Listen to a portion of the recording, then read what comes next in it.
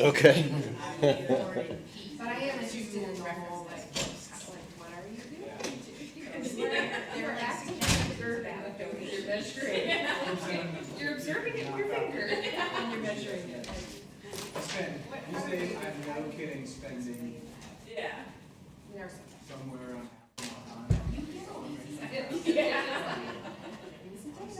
That's right, but When something happens that editorial should know about, I always appreciate that very much. So I'm quoting. I'm always asking. I'm going to go by this one right here. 10:29, 10:30. I'll start.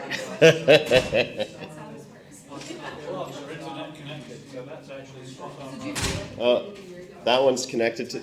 Oh, that's funny.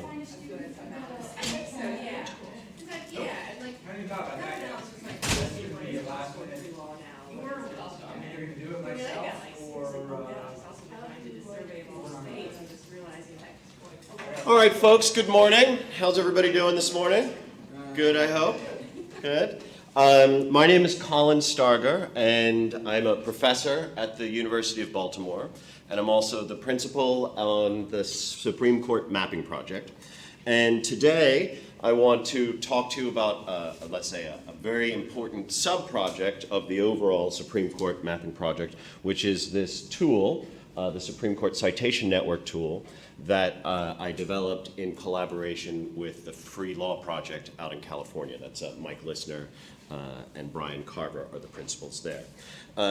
And the way I'm going to sort of proceed, I want to talk to you a little bit about how this project arose out of its research, its overall purpose, and then work through some examples of networks that I've already created to help you understand how they work and how they might be useful. And then we'll open it up for a discussion at the end. So how did this project start? In brief, it arose out of my own research. I was writing a paper about Brady versus Maryland. When I was in practice, I was a litigator with the Innocence Project in New York. Brady versus Maryland is the case that says the prosecution has to hand over exculpatory evidence to the defense. And it came out in 1963. Before 1963, that obligation on behalf of prosecutors wasn't there. And we were able to successfully argue analogies to Brady with the Innocence Project to say that defendants or people who had already been convicted should have a post-conviction right to access DNA evidence that was potentially exculpatory. And my boss at the time, Barry Scheck, thought it was a very dangerous argument to make because if the analogy to Brady was accepted post-conviction, there might be worries about floodgates. What other post-conviction rights could there be? The details are unimportant except to say that I got a big argument with him about Brady, and when I moved into the academic context, I decided I want to find out how did Brady come to be. So you looked up the cases that Brady cited, and then when I looked up those cases, I looked up the cases that they cited, and I looked up the cases that they cited, and so forth, all the way back. And soon I had so many different cases, I was just trying to organize them in some way, and as a visual person, I just started drawing them out. And then I realized, oh, this map is kind of useful. I would like to include it in my article. And as a former computer programmer, I thought, well, there must be something that's out there that could do this, and there was nothing off the shelf. And I said, this is not that hard, but I hadn't been programming in many years, so I called up my good friend Darren Kumasawa, who's still coding over at Oracle. He has been since 1991 when he graduated college, same year as I did. And I said, look, here's this idea. I just want to make this visual thing. And he threw something together real quick, but then I realized, oh, I could use it, I could just use it more generically, not just for this project, but in general for mapping out lines of cases. And he developed a desktop version of the software. It's written in Java, and is extremely powerful and very, very clunky because there's one user in the world, and that's me. And I wanted, and I produced lots of maps and started the whole project, but I wanted to do something where people generally who might be interested in using this could do it. And that's where this came out of, right? I got a grant, I was able to work with the folks at Free Law Project, and we developed this tool. It's a scaled down version. It doesn't do many of the things that the desktop version does, but it is available online, it's free, it's easy to use, and that's what I'm going to be talking about. All right? So why would you ever want to build a Supreme Court citation network, right? What's the overall purpose here? Well, in short, it's a way to study Supreme Court doctrine, and that could be teaching about Supreme Court doctrine, learning about Supreme Court doctrine as a litigator. It could be researching it. But in a more abstract way, it's a way to think about the law, how law works. It's in particular for Supreme Court right now, but there's no reason why it would have to be limited to that. And in order to say, well, how the law works, what do I mean? Well, I think of the law as at least two things. It's many things. I teach jurisprudence, but two things that it definitely is authority, right? Law is a type of authority, and it's a very specific type of authority because it's usually rooted in text. And so much of what we do as lawyers is interpret texts, and getting the right texts and looking at the history of that interpretation is key to the entire enterprise of making arguments in law. And that's the second thing law is, besides being authority. Law is argument. Law is a type of argument, and it's an argument directed at an outcome, right? You're trying to win. One person in a dispute is trying to beat another person in a dispute, or the government is trying to put a criminal defendant into jail, and the criminal defendant is trying to stay out of jail, right? It's a series of fights. It's a series of arguments, and reported decisions are testimony about outcomes in particular cases, right? And sometimes they're very meta. It's more about how we're going to decide this case, and there's lots of realms to it. But understanding law as argument directed towards a particular outcome is another useful way to look at it, and I'm going to argue to you that thinking about citation networks in general is a way to approach law as argument and law as authority, and really to map it out.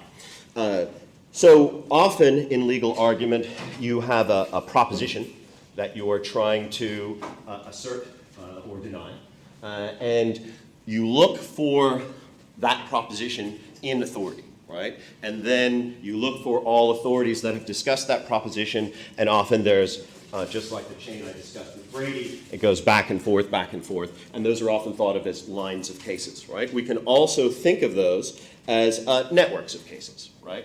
And that is essentially what these kind of networks are, and I'll explain how they work in a second. But I want to impress upon you that it's very substantive. It's very much rooted in the text. It's not just a visualization. The network itself has some meaning, and the challenge is to create meaningful networks. And in order to do this, I think the Supreme Court is ideal because it's been so studied and is so studied. And so there are a lot of different ecosystems that you can kind of bring together in order to leverage the study that's already been done out there. And that's really what I think the benefit of this particular tool is. So what are some of those ecosystems? We'll start by, if you want to follow along, you can just type SCOTUS mapping project into the Google machine, and the first link that'll come up is our horrible web page, but I blame the University of Baltimore because they just need to have so much space and not a lot of text. But that's all right because we can link to lots of different things. So, but if you go there, I also use LibGuides, and this is where I have a collection of many maps that I have made, organized, by sort of the topic, First Amendment, Fourth Amendment, etc. But there's one tiny little tab here that's about our presentation today, Cali, and I'm just going to be following this. This is my PowerPoint. So the ecosystems, the first one, we've just talked about background and purpose. The first one is the SCOTUS mapping project. This tool is a subpart of the SCOTUS mapping project. The second main ecosystem is Court Listener, right? I spoke about Free Law Project. Court Listener is a sub-project of Free Law Project. They have open access to all the texts of all Supreme Court cases, for that matter, many thousands of cases. It's an enormous resource. It can be accessed by an API, and as a matter of fact, I came to know them because the desktop tool accesses the API to help create some of these networks for the desktop version, right? And it is working with Mike, we built the tool directly on top of Court Listener. Access to all the text and also access to a bunch of other things, which I'll explain in a second. SCOTUS blog happens to be a resource that I use all the time in researching current Supreme Court cases. As I'll tell you, I have a project where I have a doctrinal map for every single case that has been handed down this term and every single case that was handed down last term. I find using SCOTUS blog is very helpful. So I throw that out there as something that's useful to me. And then finally, the Supreme Court database. This is extremely interesting and important. How many of you guys know about the Supreme Court database? Right, it's the SPAIF, so-called SPAIF database. They've gone, well, up until about 2 months ago, I would say, they've coded every single case since 1946 along a whole variety of axes. Mostly political scientists use it, but some lawyers use it too.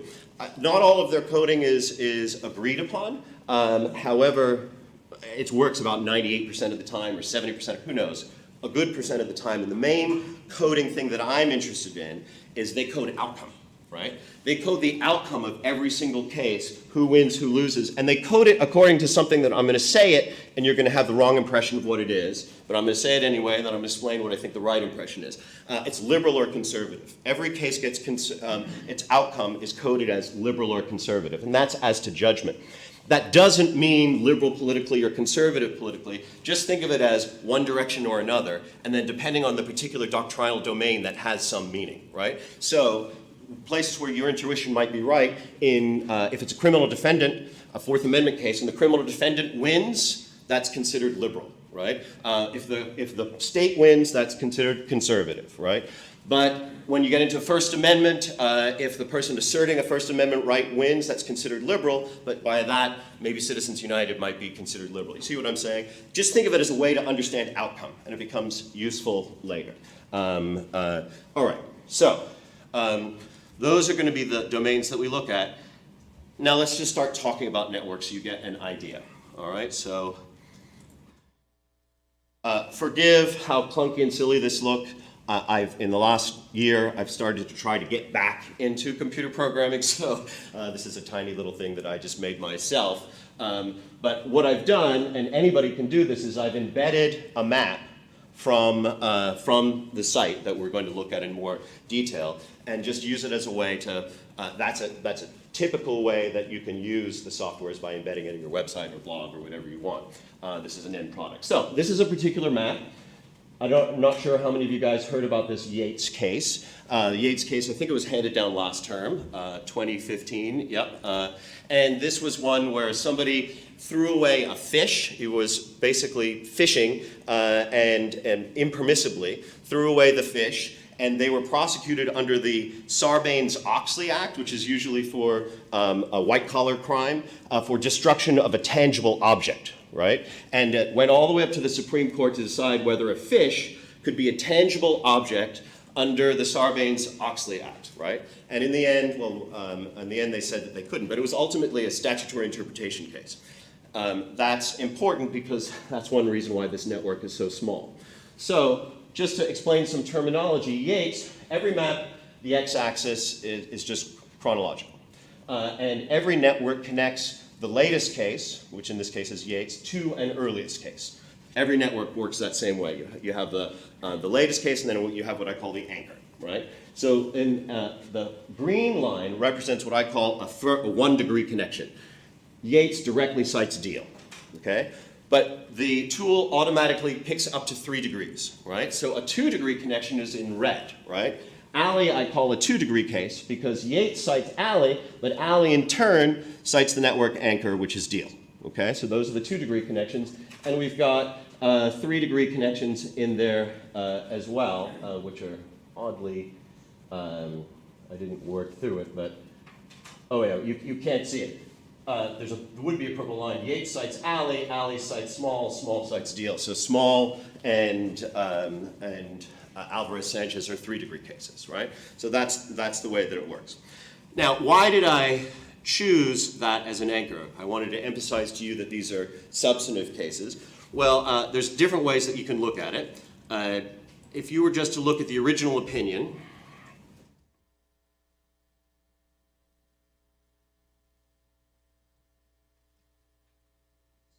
oh, wrong one. Deal. I wanted to look at the cite to deal. All right. So I told you it was a statutory interpretation case. I ended up choosing deal because you can see the highlighted text there. Whether a statutory term is unambiguous, however, does not turn solely on dictionary definitions of the component word. Rather, the plainness or ambiguity of statutory language is determined by reference to the language itself. Robinson, see also deal, and the parenthetical is a fundamental principle of statutory construction and indeed of language itself that the meaning of a word cannot be determined in isolation but must be drawn from context. So it was cited for a principle of statutory interpretation, right? This was that earlier case, the deal case, is not a Sarbanes-Oxley Act case. This isn't a history of interpreting a particular area of doctrine, what you're going to see in a larger network. This is just, they just happen to cite it, and those other cases also cited deal, probably for that same proposition that when it's plain, you need to look at the context, right? Another way that you can look at this, if you click View Original, that'll take you to what it looks like on the website, and I wanted to show you this. I tend to, so there's different things, after you create a map, which we'll do later, there's different areas. The description tab by default is empty, and you can just use, what is it called, markdown syntax or markup, I always forget, and create your own sort of description of what you've done. And in all of the cases that I've been doing, I always provide what the justification is for my network anchor. So in any case that we discussed today, you could look at what my justification is. Another tab that's there is just a list of all the cases that's sortable in different ways. And then here is the link to the Supreme Court database page for that case, so you can look at the Supreme Court database data, should you be so inclined, right? So it's all accessible there. From here, whether it is in the embed or whether it's on the site, you can always access the full text of a case as well just by clicking it, right? And this brings you into the court listener ecosystem, which I think is quite lovely. Not only do you have the cited by and authorities, but you also have a list of all visualizations that include that particular case. Any questions about that so far? Right? So this is just a very simple network. I just wanted to show you some of the things that can be done. All right, so let's look at another example of a very small network, right? So this was the Zubik versus Burwell case that came down not very long at all. Famously, this is the one which was shortly after Justice Scalia had died. They needed to punt. They couldn't get any kind of agreement. They didn't decide. They decided that they weren't going to decide, and they kind of remanded it back. And there really was no doctrinal argument happening in there. It's not a useful case to provide a network for. But there is one case that I chose, and that was this Kayemba versus Obama. You can see the name of it here as in on the site just by scrolling over it. I use short names for visual clarity. You'll see why when we look at a bigger network. And that was just another case where they punted. They said, punting isn't unusual. We punted in this case. Right? So it's not a particularly useful network.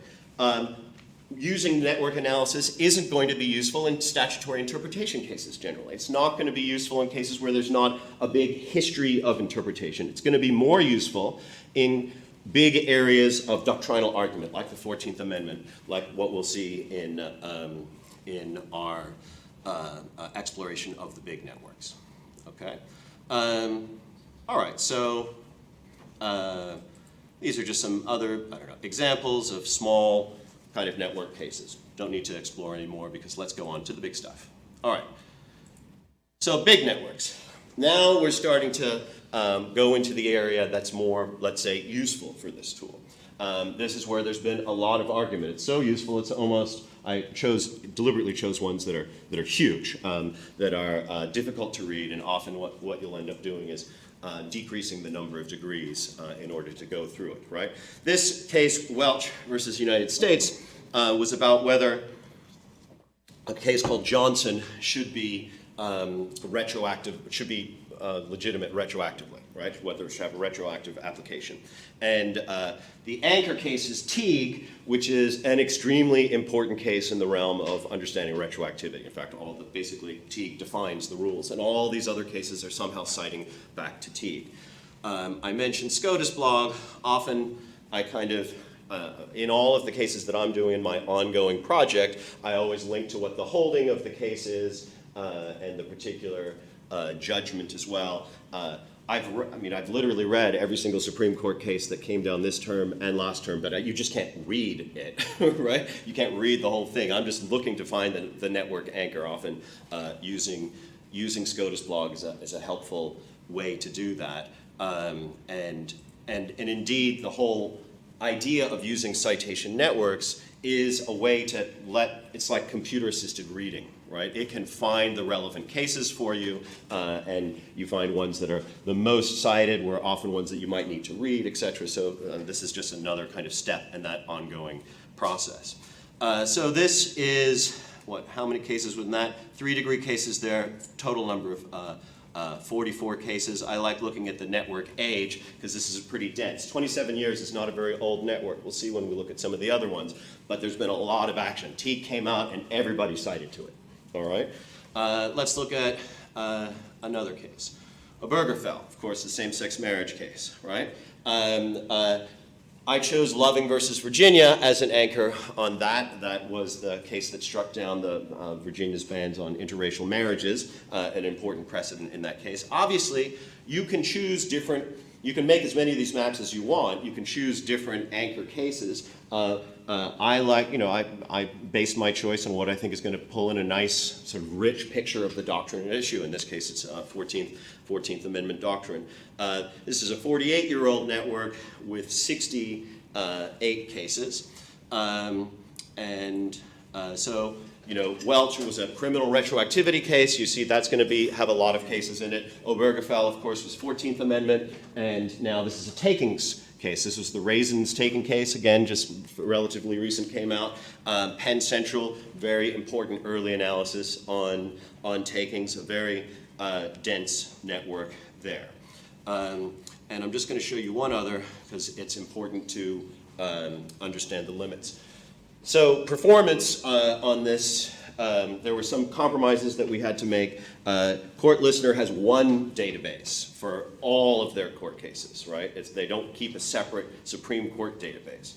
So performance concerns are there. And one sort of compromise there are two basic compromises are, we limited ourselves to post-1946 cases. The original justification for that is Spaeth didn't go back prior to 1946. A month ago, they just released a new data set after like 50 years that goes all the way back to 1797.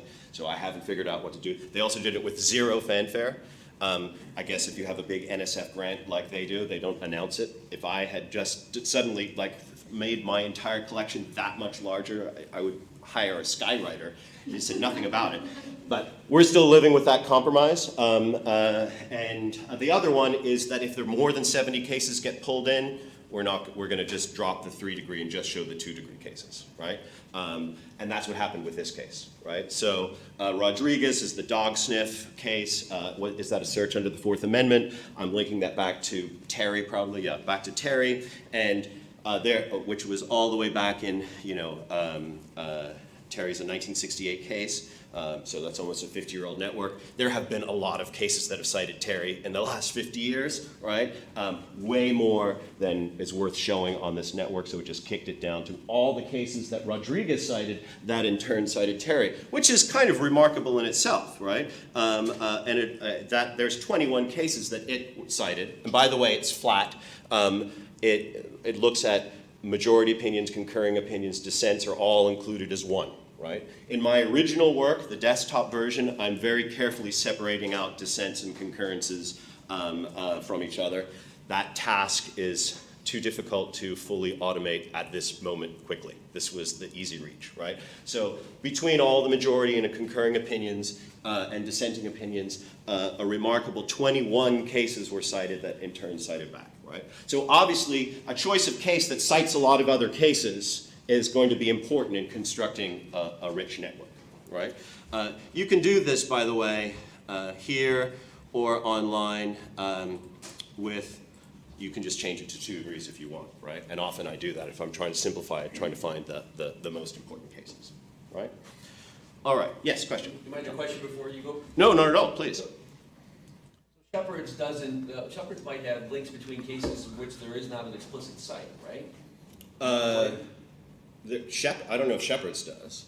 I just don't know. So one case can overturn another case. That's right. But not have an explicit cite. Right, yeah, sure, right? That's right. Sub silentio, all But the time. your system only works because there is an explicit cite. That's right. Right? Yeah, So that's absolutely right. That's opportunity, is all I'm saying. Well, I'll tell you, so the irony of how I'm in this business is that my very first paper that I mentioned was all about the value of not cited dissents, right? Because courts don't often cite dissents. They might be influenced it, but they don't cite it because it's not the law.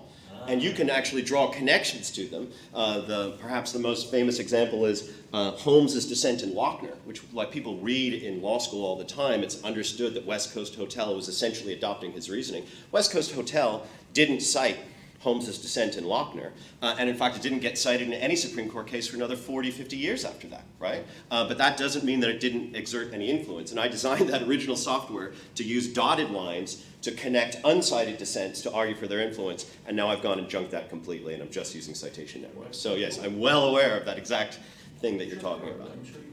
Yeah. So is that something that wants to come back, or Well, or you want to get rid of it because of its, what's the word, bad influence on? No, I think what I would like to be able to do ultimately is to be able to say manually, I want to say these 2 cases are connected, and I want to say, and I want to be able to pull out, separately map the majority opinions and the dissents. But it's just a lot of work to do that. So that would be, if we got another nice grant, that would be absolutely something that I would love to do. All right, so those are big networks.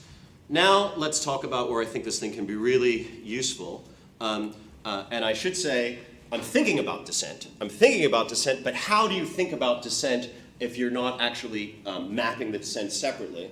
And the answer that I hatched upon is to use Spaeth, to use the Supreme Court database. Because I told you that they say the outcome of cases, they'll also tell you the vote for judgment, right? And I want to emphasize that it's vote for judgment as opposed to votes for a particular opinion. So often it'll happen, the judgment is unanimous, but there's 4 different opinions and they get different levels of votes. But as far as Spaeth is concerned, that's a 9-0. Okay? And again, it works most of the time, but it's a useful proxy. So there's another view of these maps, which is I call the Spaeth view, originally. And in the Spaeth view, the y-axis has meaning. Okay? The y-axis has meaning. It gives you the vote for judgment. So in the middle, it's 9-0 cases. Conservative 8-1, conservative 7-2, conservative 6-3, 5-4, and unknown. Halo is a new case, hasn't been coded by Spaeth yet. I could by hand put in what I know the judgment is, but I wanted to show you that unknown idea that occasionally comes up. Spaeth hasn't coded it, especially with the new cases, right?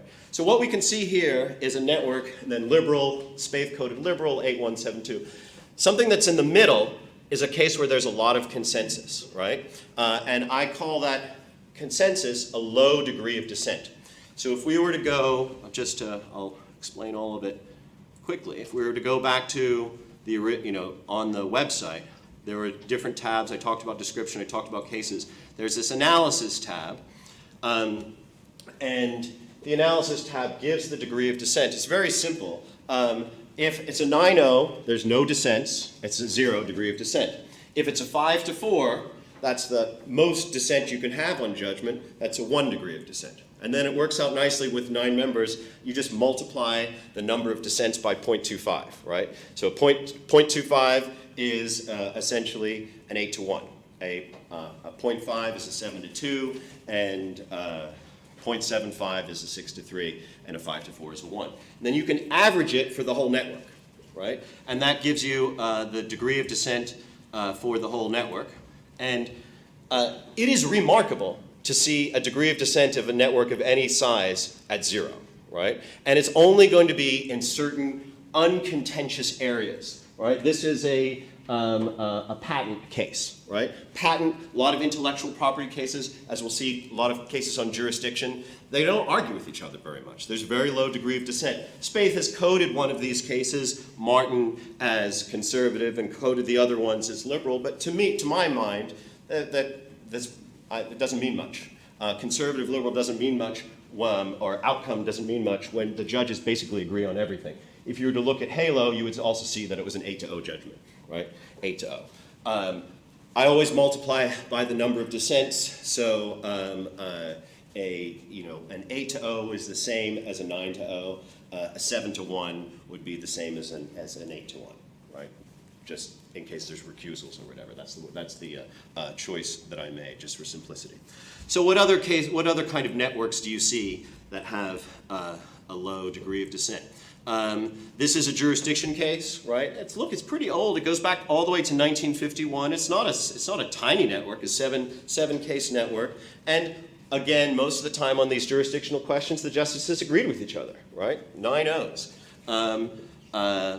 Another recent one. This was a bankruptcy case. Look at all those.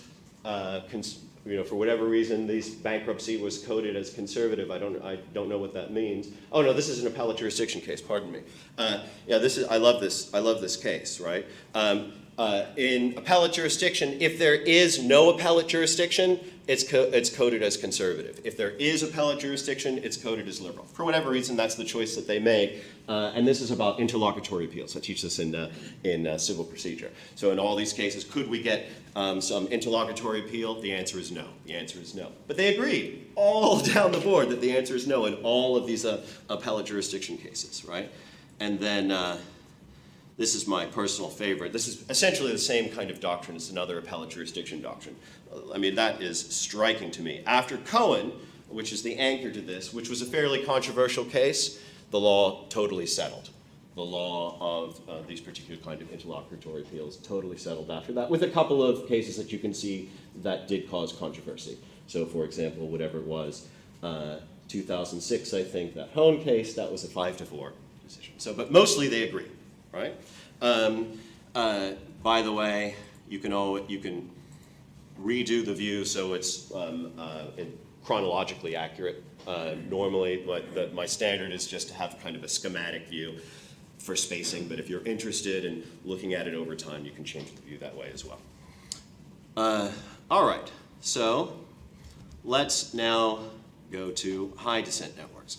These are the ones, if you had to predict, by the way, what kind of networks do you think would have a high degree of dissent where there's a lot of 5-4 decisions? Any candidates that would just jump off the head?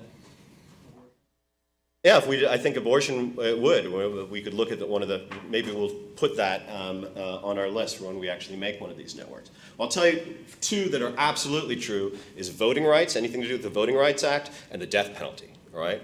I've got there consistently the highest degree of dissent networks that I've been able to come in my years working on this project. So you look here, this is a voting rights case, Harris versus independent districting. 9 3-degree cases at an overall degree of dissent of 0.81, right? So that's better than a 6-3 overall, all of the cases, right?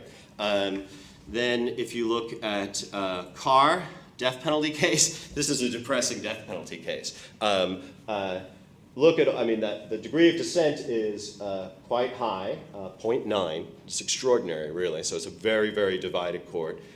And in all of those cases going back to 1990, because that's the network anchor that I chose, the criminal defendant lost, or the execution was approved, right? I mean, that's a remarkable map. I've looked at these things a lot, so I know that it's remarkable to see so many conservative cases all at the bottom of the map like that, right?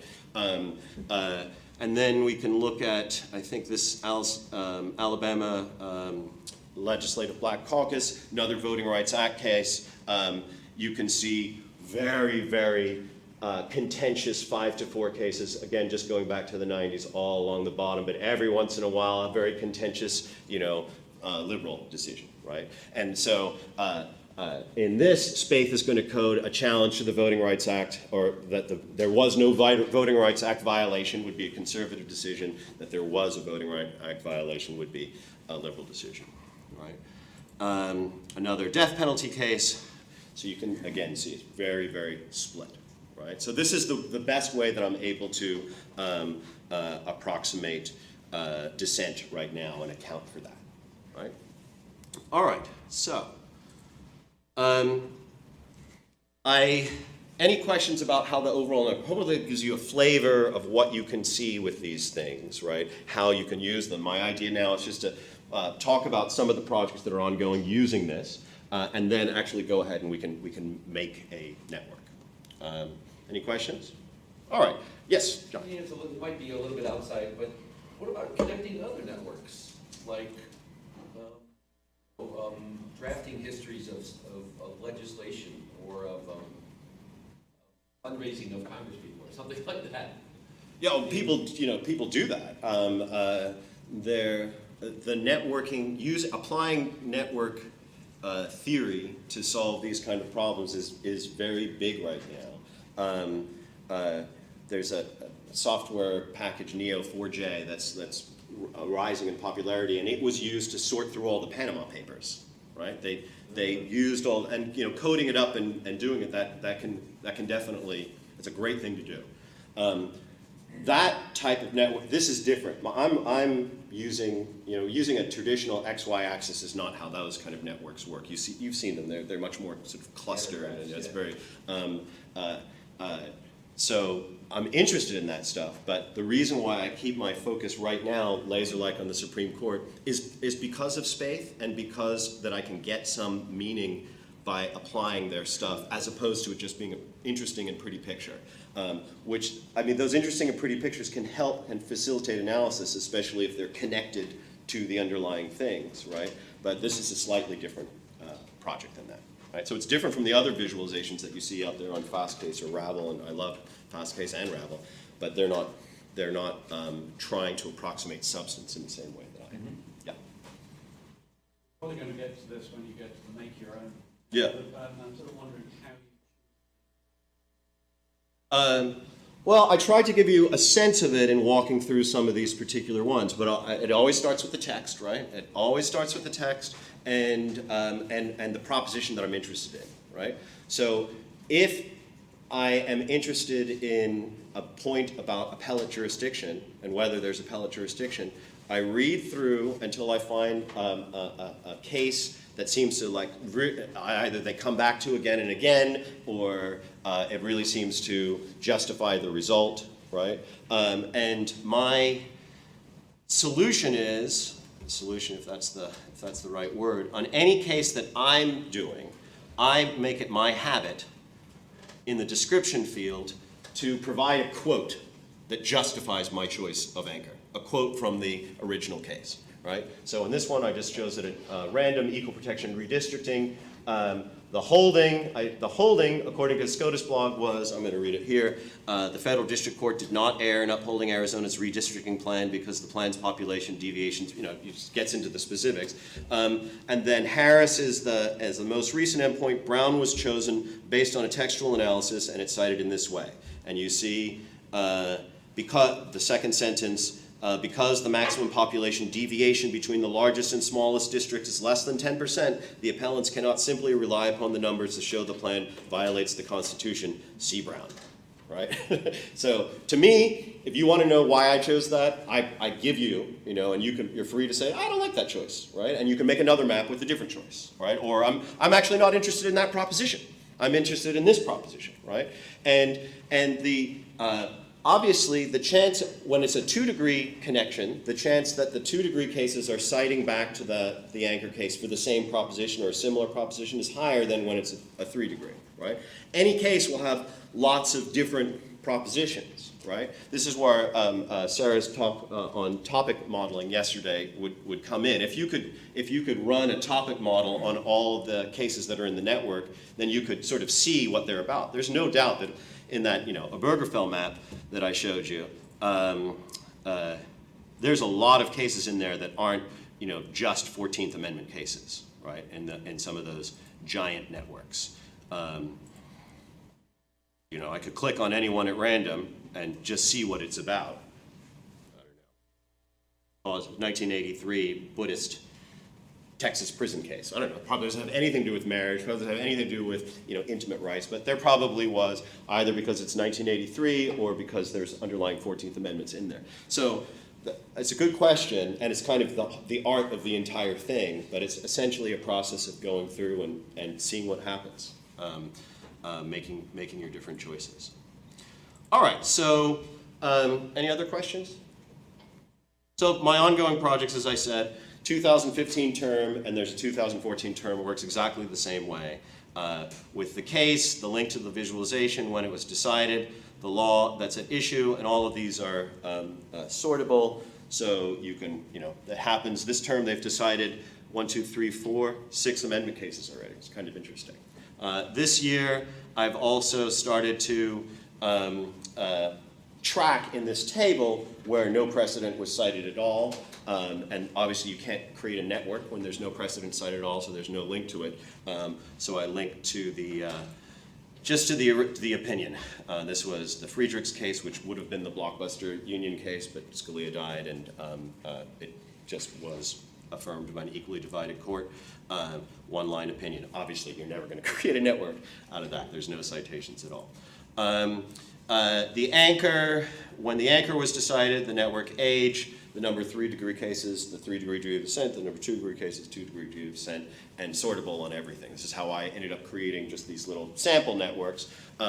Most networks aren't going to have this extraordinarily high or extraordinarily low degree of descent. I think for 2014, I wrote what the averages were. You know, the average age of the network that I mapped was 36 years. The number of 3-degree cases, 18, 2-degree cases, 6, and 3-degree descent over the whole was 0.43 and 0.42. There's other kind of analytics that you might be able to run, but that's what I've started to look at now in my own way, kind of clumsily going about in the dark. And yeah, so those are the main areas that are going on for me right now. Of course, I have this ongoing library, which includes links to other maps that I created with the desktop that you'll see are much kind of richer. Maybe it's worth just showing one of those. What is a good one?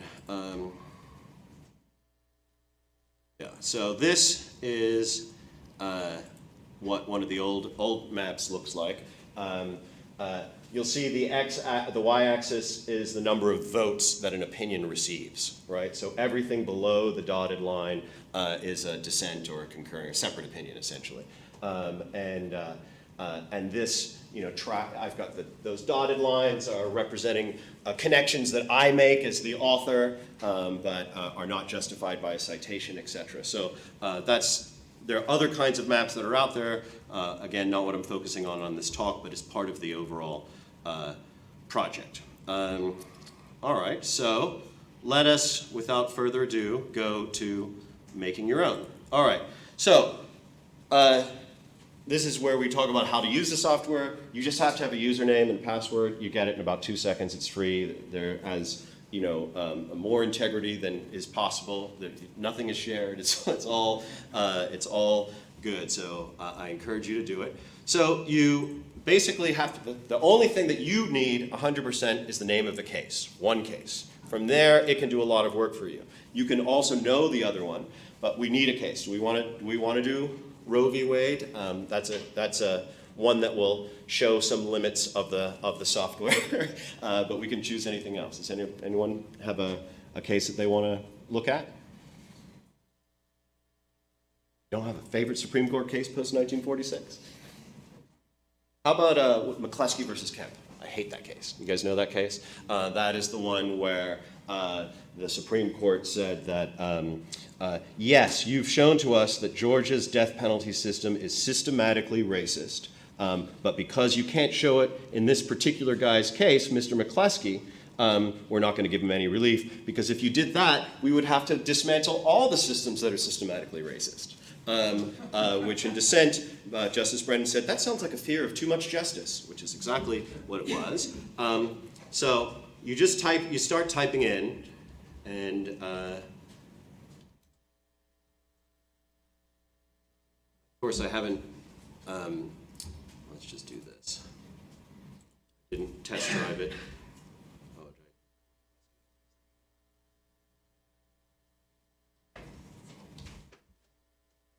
I love it when that happens.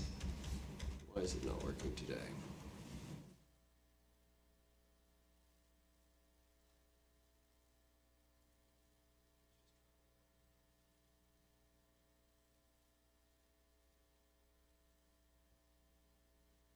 All right, so let's just see if I can get it with McCluskey.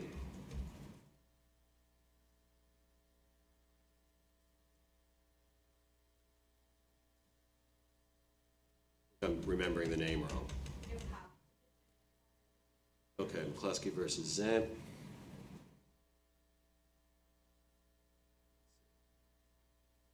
Third one? Oh, there we go. Okay, great. Pardon that brief moment of incompetence.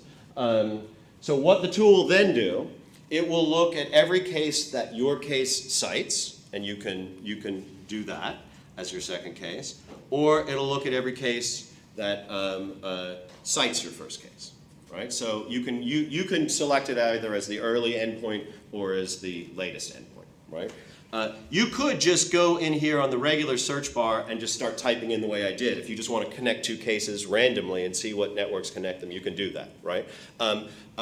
That won't necessarily be meaningful, although if there's a method to your madness, it might be. But this, using the either cited by or cites is a way to kind of ensure that there's probably some continuity of propositions. So here's the bad news. If you have more than, I think, 15 or 20 or 30 cases, you won't be able to see them all. Mike has some crazy algorithm in here that chooses sort of what the most important case is to show up at the top, I think based on its number of citations in the rest of the network.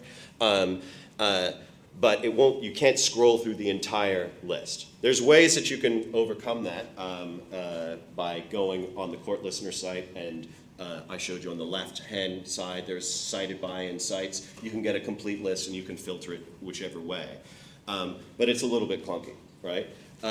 But if you happen to know, you're wondering if a particular case is in there, you just type up the first letter of it, it'll decrease it until it comes into that area. So it works fairly well. So I'm interested, though, in cases citing. Let's see what it tells me. McCluskey versus Zant. Ring, okay, interesting case. I practice criminal law, starting up a new clinic. I'm happy to be thinking about these things, but you have to choose your own substantive area. I don't know if these cases mean anything to you, but if you just click Make This Network. It's that simple. And there you go. Only one 2-degree case, which I would go and I would start reading that straight away. Right? That would be if I happen to know a little bit about Ring, a little bit about McCluskey, I wanted to see what joined them, I would go ahead and read Walton. Right? Now, here is where those same options that I was showing on the other slide, you adjust, and then here is it defaults. If the description is empty, it'll default to the case tab. You can look at your degree of dissent there. Unsurprisingly, quite high, 0.75, almost exactly a 6.3, and that's because we're in that realm of the death penalty again, right? You're seeing that it's got that high degree of dissent. And if I wanted to write something about it, you just do edit network and whatever, using your markdown syntax.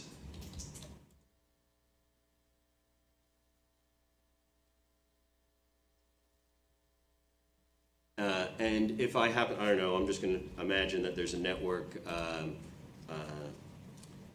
260. This is where you decide if you're going to share it to the world. That network 260, if there is a network 260, it will link to it. Let's see if there is. Nope, I deleted that one. So every network has a number. You can see it up here. You can also see it here, and it's a way to just, in your description fields, you can link it up and make another kind of rich little environment. I mean, part of the challenge that I face as somebody that works in this is how to, that's why you've seen so many different ways of presenting the data, is how to keep track of all this stuff. There's just a lot of substance, and it's a constant challenge for me. I've experimented with so many different ways. I have that expert blindness. I have no idea what is intuitive to people or not intuitive by this time. But I do find I do like that feature of being able to link to other networks easily. There is a gallery for all of the cases that people have shared. It doesn't have a search engine yet, but that will sort of segue to what I will mention here, which is that this whole project is on Git, and if you are a technical person and interested in contributing, or know people that are technical people and are interested in contributing, putting a search engine on top of the gallery would be a great thing, right? There's lots of other potential things that can be done. There's a million potential things that can be done. There's big asks and small asks, but it's all out there, right? It's all out there. So right now, the thing that I find interesting, I'll use that word, is that if you look at the gallery, basically every case that you look at that has been publicly shared, not every single case, but the overwhelming majority of the cases were created by me. So I am the SCOTUS mapping project right now. People have done it. I don't know, again, I can ask you, how intuitive does it seem to make a network to you? Does it seem useful? In fact, that's what I'm interested in now. I'm pretty much at the end of my formal talk part. But I did ask that the gallery display the text from the description field so that people flipping through the gallery can get a sense of what it's about very quickly. And again, as I said, if you look up any case on Court Listener, if we just click on one of these, look up any case on Court Listener, you can see all the other visualizations that it's linked to, as well as all the authority insights and all there. So the environment that they created is very conducive to that kind of sharing. It's just getting people interested in it. I saw you had a hand up.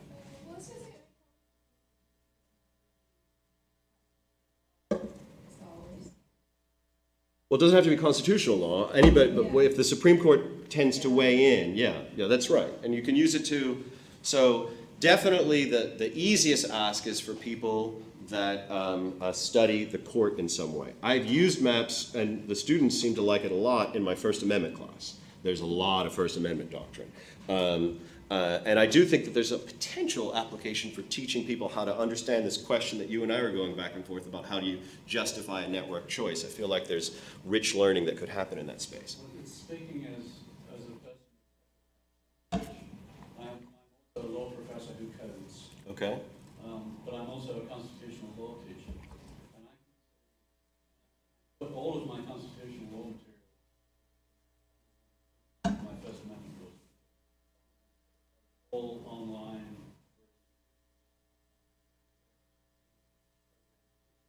It occurs to me that it would be really interesting.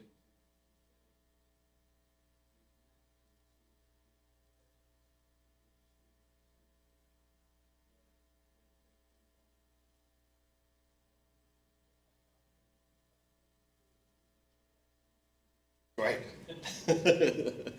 Yes. So let me ask Patrick a question. So I think it's awesome, and I feel like when I create maps, I'm getting insights, but I don't know what that insight means. You know what I mean? I feel like I'm either missing context because I'm not a lawyer, or I'm not or I don't know what the information is telling me, although it's organized in a way that I've never seen before.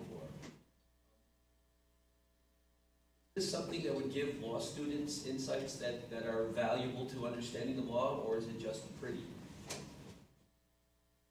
That's partly why I asked the question about choosing the anchor.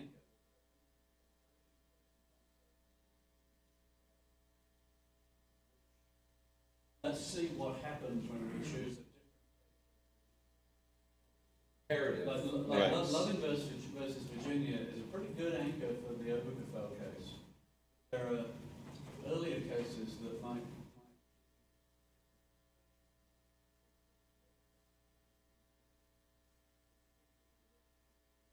I have no idea actually whether it would be. Fair enough, too soon. But it's the process. But it's the process of making maps And making the and decisions, interacting and studying them and reading them where the learning occurs, right? Oh. It's not going to just give you the answer about Yeah. anything, right? It's not. I mean, you can tell you that there's a lot of dissent in that network. It can tell you that, but it can't tell you over what propositions or based on what it is. So it's that interacting with it is the space I think where, for students at least, but also people that are studying it in any way, whether you're a student or a professor or a practitioner. I mean, I've used it to just help folks that were like, did I miss any cases in this brief? Are there any important cases? So what's your most important recent case? What's your most important early case? Link them up. Are you familiar with all these other cases? And they can quickly say, oh, that happened, that got pulled in for an irrelevant reason. Oh, I didn't read this one. I should read this case, right? So it can provide a reading list that's not massive. Those other kind of networks that aren't linked to a specific anchor, what they bring in tends to be huge. Yeah. It strikes me that a challenge for adapting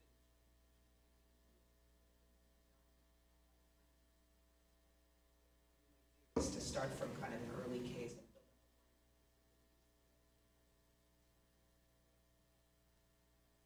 up. Not ask them to figure out what the network is. We're going to start from one case you know about, probably. But you might have to kind of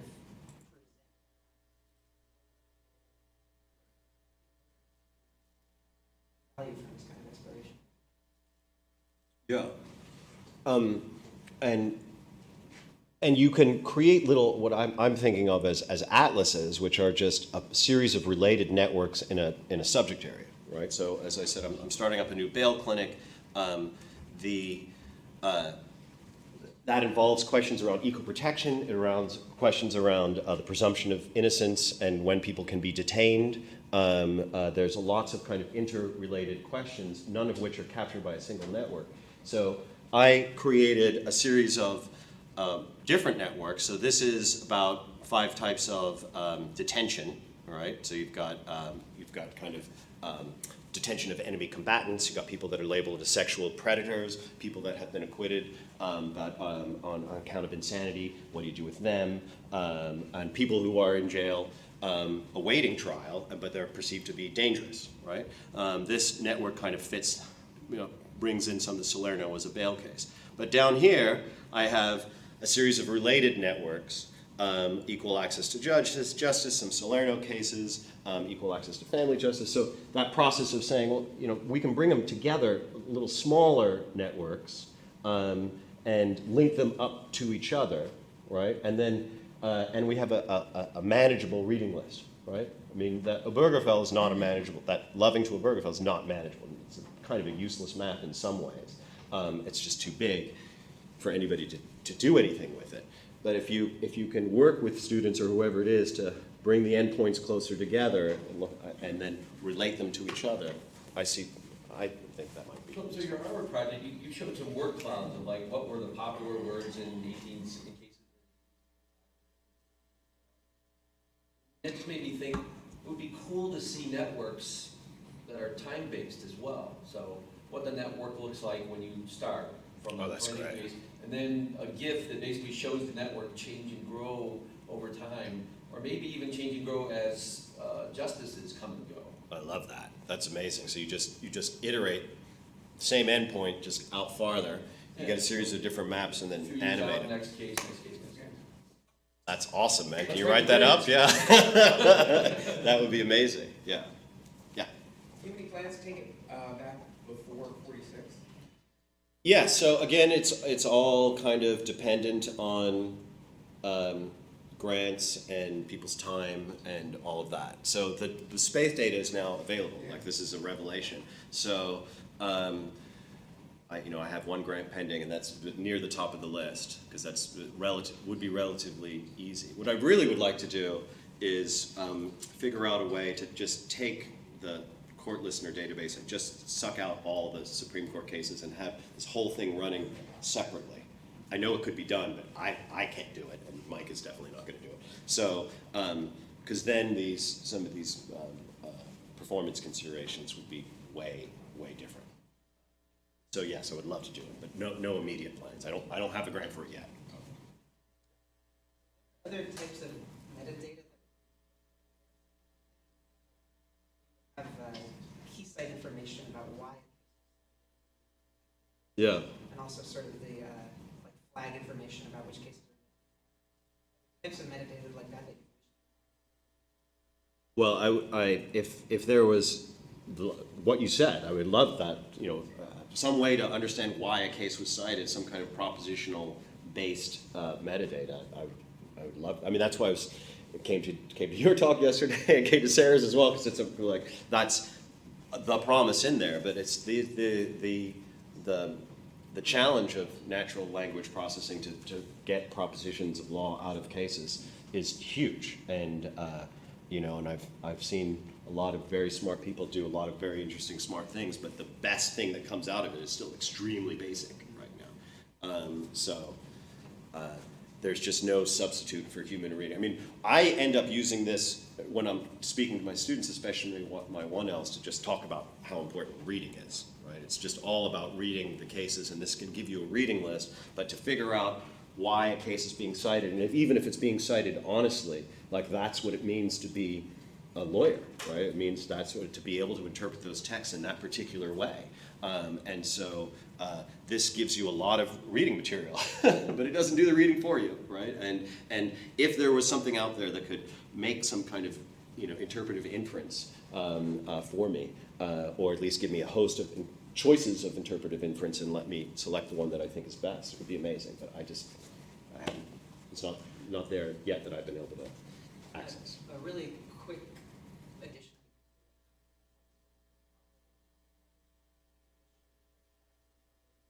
Yeah. Even for that right in the graph, it wouldn't be a hard. Yeah, that's that is something that is an easy thing, and I think we can I don't know if Pablo has opened it up so that you can send an API call, because I could imagine just hitting the case or having another column here, which is just the we cite column, and it grabs it. I don't know if that's there yet, but that's a great idea. I should do that. I had actually thought about that before. But all right, 11:30. I like to be prompt, so I'm happy to continue to chat, but thank you very much.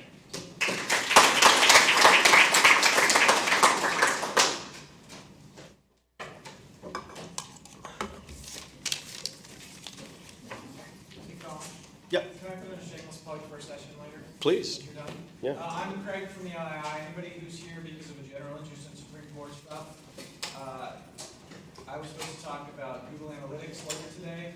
I am instead talking about the LII and Justia's overtaking of the OA project. So that's, it's in the online scheduling. It didn't make it into the print version, but the schedule, the session at 2:30 in room 242 that's titled Lies, Damn Lies, and Statistics is actually talking about the future of OA.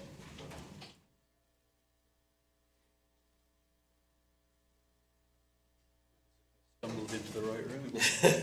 I mean, you open with teaching jurisprudence, which I used to do but don't do anymore. And when you say law is argument, I'm just thinking of Dworkin, who said law is essentially an argumentative apparatus. So I just feel as if I stumbled into the right room. That's right. Yeah, no, I teach jurisprudence as well. I don't anymore, but I am actually on a SEALS panel later this summer talking about the relevance of philosophy to law, but I don't teach it hardly at all anymore. But yeah, this was fascinating. I'm going to figure out. Fantastic work. I'm going to to figure great. out how to do it, how to do something. And you're a real law professor with codes? There's two of you? Yeah, I know. I mean, if you get too close, will an explosion occur? The singularity must happen. We better be careful. Well, it must not be a fluke then if there's two of you. And my middle name is Patrick, as it happens. They're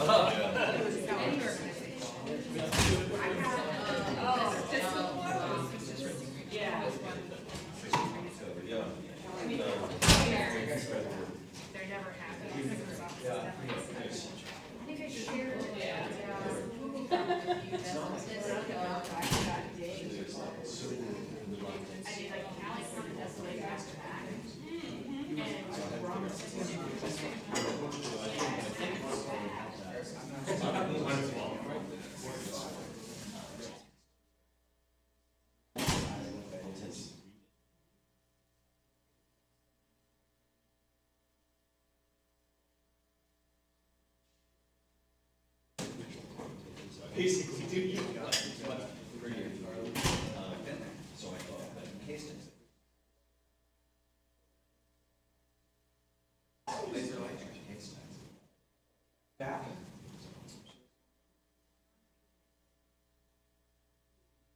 I just need, you know what, I asked what's his name?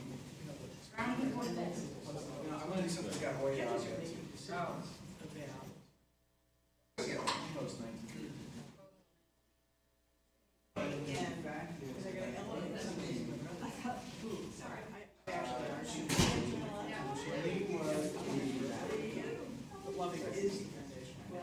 Well, okay, so these all have years next to them. Right, so what you knew was the EIC in the bullet. His,